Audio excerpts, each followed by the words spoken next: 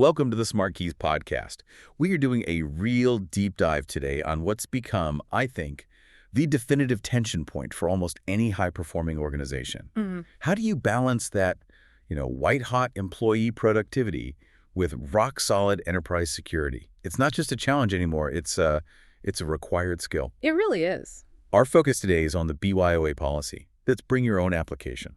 And this isn't some fringe security theory anymore, is it? Not at all. The reality is, with hybrid schedules, distributed teams, and just, the cloud being everywhere, software choices are now happening outside of traditional IT. Outside of that central control. Exactly. App selection isn't an exception. It's a daily thing, driven by what a user needs right now. Employees are already using apps on their personal phones to get work done, whether IT knows about it or not. And the numbers back this up. They absolutely do. The stats show that something like 82% of organizations already allow personal devices in some way. So when you add app choice to that mix, the old model of just blocking everything just collapses. It's completely unsustainable. Okay, so let's unpack this. If blocking isn't the solution, what is?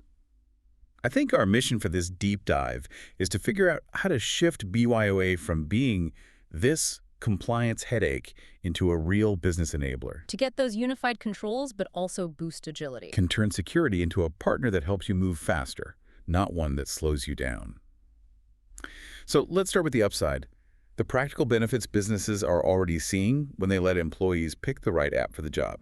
The productivity benefits are, they're immediate and they're measurable. How so?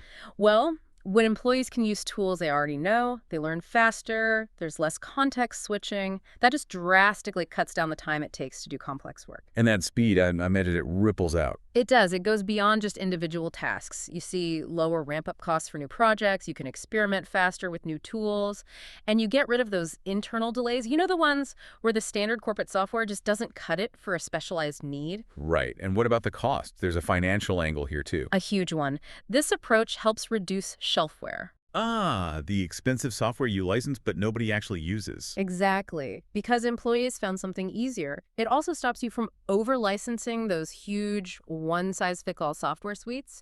You're only paying for what people actually find valuable. And crucially, there's the morale side of things, which is huge. It's enormous. When you trust an employee to choose the right tool, they feel valued. They feel autonomous. And that has to boost engagement and retention. It does. Those are hard benefits to put a number on, but they're impossible to operate without. Okay, so that speed and autonomy, it does raise the big question. What's the flip side? The flip side is risk, of course. What are we letting in? The risks are severe, and they usually start with shadow IT. Employees bringing in apps the organization just doesn't know about. Right, which leads to massive data sprawl across countless unmonitored cloud services. Data sprawl feels like a slow killer. But there are more immediate threats too, right? Oh, absolutely. When an employee uses a personal device, you lose control over its security. That device might be running unpatched software. Or worse. Or worse, a jailbroken OS, which is basically a wide-open door for malware to walk right into your network. And we can't forget the physical risk. I saw a stat on this that was genuinely shocking. The 4.1 million phones lost or stolen every year. That's the one.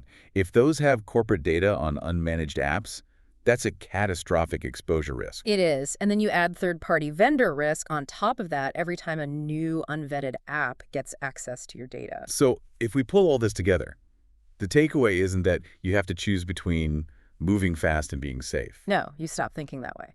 The takeaway is that with clear boundaries, continuous monitoring, and fast approval paths, innovation and protection become co-drivers. They actually reinforce each other. That brings us right to the foundation of control. And here's where it gets really interesting, because you can't govern what you can't see. Exactly. So the starting point has to be mapping the software people are actually using every day.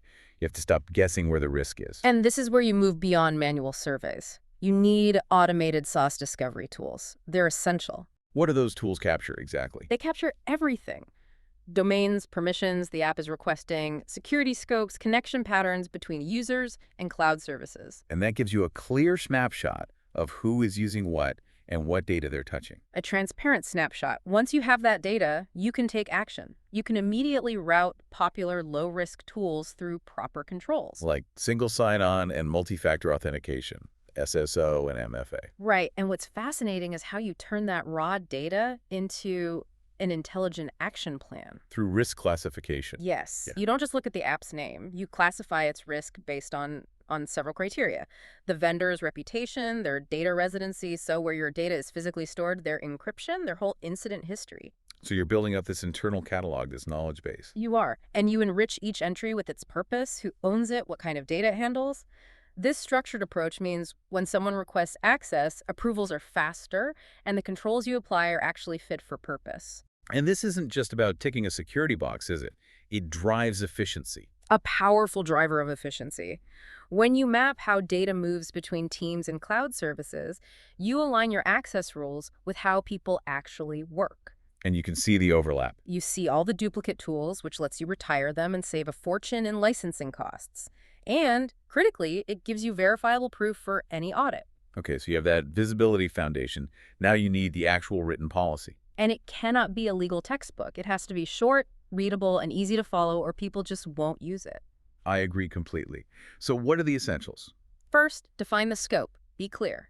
List which apps and, more importantly, which data classes like PII, financial data, are covered. So you're being prescriptive. This is allowed, this is not. Exactly. Second, outline the data handling rules.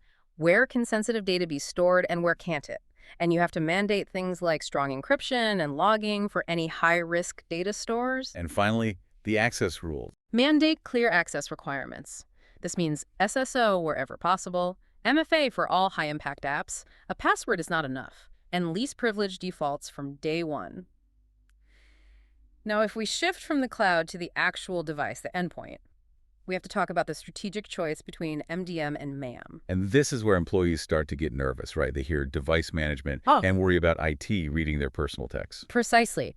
And we have to be really clear about the trade-offs. Mobile device management, or MDM, is the heavy-duty option. It gives IT full control over the entire device, patching, configuration, everything. But it's more intrusive. Much more. It's usually just for high-risk roles or company-issued phones. So if MDM is like giving the company keys to your whole house, what's mobile application management, or MAM? MAM is almost always the better fit for BYOA. It's focused on containerization. Okay, explain that. Think of it like giving the company access to a secure, corporate-owned locker inside your house.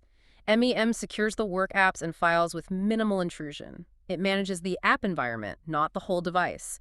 It respects that personal boundary. That clarity is vital.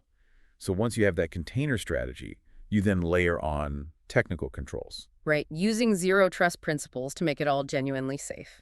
And we should define those principles. Continuous verification. Meaning you're constantly rechecking who and what is accessing data. Segmentation. Limiting access to only what's needed. And least privilege for everyone everywhere. Then you need to tune your conditional access policies to be dynamic.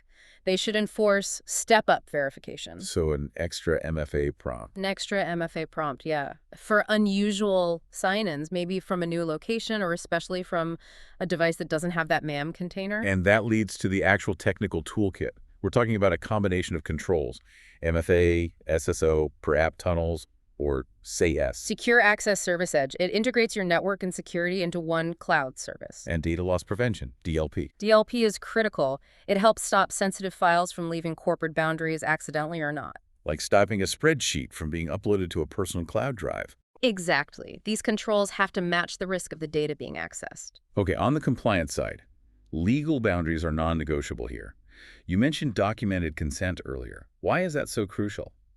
It is the legal cornerstone of the entire policy. Employees have to provide written consent. They must understand what the company can see, access, or wipe from their device. Without that documented agreement, you are walking into a legal and HR minefield. And that document has to be very clear about the separation of data. It has to clearly describe the selective wipe behavior, how you're protecting their personal photos while only removing business files when they leave.